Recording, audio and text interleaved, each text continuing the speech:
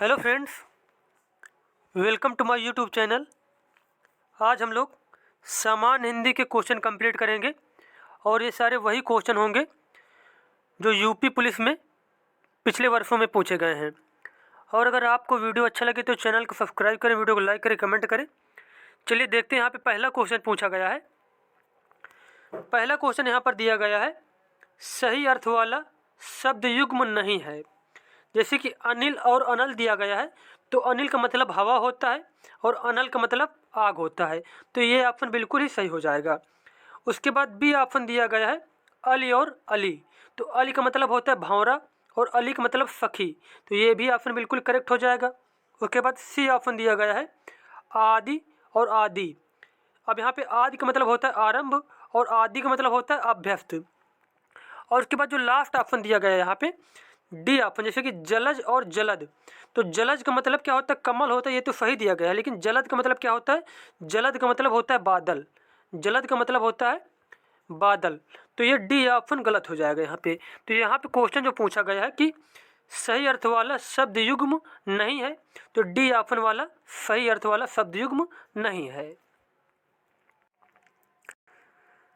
उसके बाद second question आपसे पूछा गया है, मुहावरा शब्द किस भाषा का शब्द है। जो मुहावरा शब्द है ये है अरबी भाषा का शब्द, तो यहाँ पे ए ऑप्शन ही बिल्कुल सही हो जाएगा। अब देखो यहाँ पे कुछ अन्य पॉइंट दिए गए, जैसे कि अरबी भाषा के अन्य शब्द, जैसे कि अदालत हो गया, अक्ल, इज्जत, मुसाफिर, मदद, हाजिर, हकीम, हलवाई, जहाज, खिदमत, ख्याल, ये सारे शब्द जो हैं ये हैं अरबी भाषा के, तो ये भी आपको याद रखने हैं। उसके बाद क्वेश्चन दिया गया है, निम्न विकल्पों में से सही शब्द चुनिए, तो यहाँ पर जो सही ऑप्शन है वो हो जाएगा पुनर्जागरण। पुनर्जागरण ये वाला जो है डी ऑप्शन बिल्कुल ही सही हो जाएगा। पुनर्जागरण इस तरीके से लिखा जाता है। उसके बाद फोर्थ नंबर फिर से वही पूछा गया है, उचित शब्द का चयन करें, तो यहाँ पे उचित शब्द जो है वो हो जाएगा औद्योगिक। औद्योगिक यहाँ पे उचित शब्द है। अब यहाँ पे 5 नंबर क्वेश्चन दिया गया है, सर्वत्र बाध्यता, सर्वत्र बाध्यता और व्यवस्था ही दिखाई देती है, वाक्य का भेद बताएं। तो ये वाक्य किस प्रकार का है, तो यह वाक्य है संयुक्त वाक्य। कैसा वाक्य है, यह संयुक्त वाक्य है। अब यहाँ पे देखो कैसे मालूम चलेगा ये संयुक्त वाक्य। जो संयुक्त वाक्य होते हैं ये संयोजक वर्ड से जुड़े होते हैं। जैसे कि यहाँ पे संयोजक वर्ड क्या है, जैसे और, सर्वत्र बाध्यता और व्यवस्था ही दिखाई देती है, तो और क्या है यहाँ पे, और यहाँ पे संयोजक वर्ड, तो इसका मतलब ये संयुक्त वाक्य है।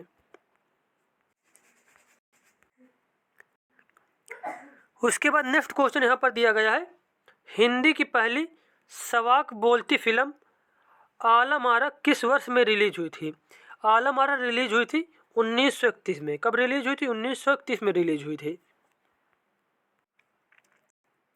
और यहीं पर अगर क्वेश्चन पूछ लिया जाए कि पहली मूक फिल्म कौन सी थी या फिर पहली फिल्म कौन थी, तो उसका आंसर हो जाएगा राजा हरिश्चंद्र। कौन थी, राजा हरिश्चंद्र, यह पहली फिल्म थी।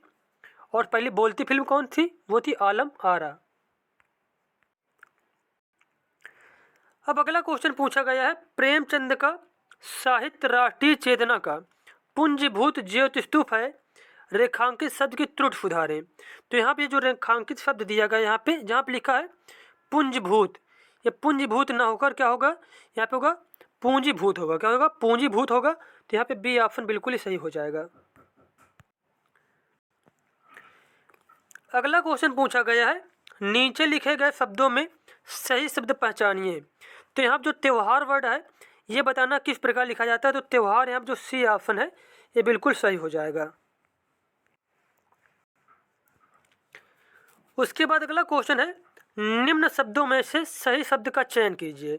जैसे कि मृदुल, मृदुल, मृधुर या फिर मृदुल, तो मृदुल कैसे लिखा जाता है यहाँ पे, तो इसका आंसर हो जाएगा जो ए ऑप्शन बिल्कुल ही सही है, मृदुल।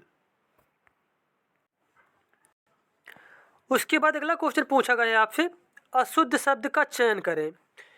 परमार्थ, महर्षि, आशीर्वाद या फिर सूर्योदय। तो यहाँ जो परमार्थ दिया गया है यह गलत वर्ड दिया गया। परमार्थ लिखा जाता है ऐसे, परमार्थ जो लिखा जाता है उसका लिखने का सही तरीका है परमार्थ, ऐसे लिखा जाता है परमार्थ। तो यहाँ पे ए ऑप्शन बिल्कुल ही गलत दिया गया है। नेक्स्ट क्वेश्चन पूछा गया है अशुद्ध छांटिए। अब यहाँ पे वर्तनी की दृष्टि से अशुद्ध वर्ड बताना है।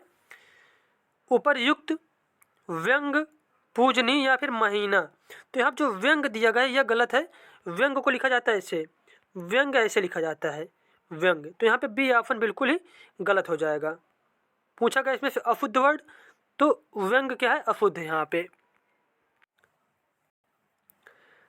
अगला क्वेश्चन पूछा गया है निम्न शब्दों में से अशुद्ध शब्द पहचानिए।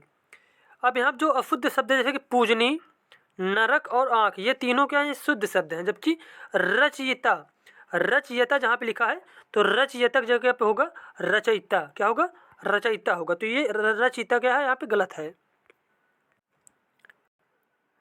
उसके बाद नेक्स्ट क्वेश्चन यहाँ पर दिया गया है अच्छाइयों को ग्रहण करो और बुराई का त्याग, रेखांकित शब्द की त्रुटि सुधारें।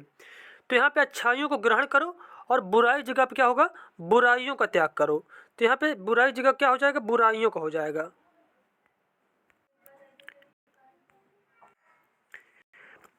अगला क्वेश्चन यहाँ पर दिया गया है वर्तनी के अनुसार कौन सा शब्द सही नहीं है। संबंध, संबंध या फिर संबंध, या फिर ये संबंध। तो इसका आंसर हो जाएगा यहाँ पे जो डी ऑप्शन दिया गया संबंध, ये क्या है, यह गलत वर्ड है। नेक्स्ट क्वेश्चन है शुद्ध शब्द छांटिए। कृपा, कृपा, कृपा या फिर कृपा। तो शुद्ध वर्ड इसमें से क्या होगा, कृपा। ये वाला ऑप्शन जो है बिल्कुल ही सही हो जाएगा।